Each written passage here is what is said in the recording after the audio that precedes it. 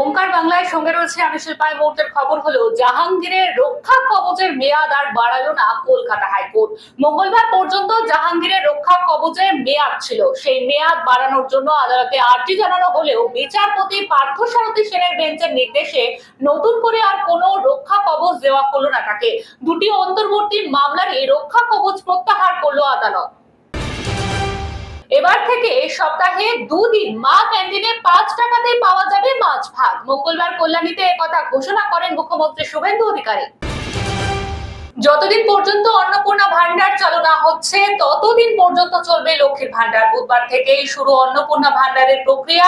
বুধবার নবান্ন থেকেই ফর্ম প্রকাশ করবেন মুখ্যমন্ত্রী নিজেই।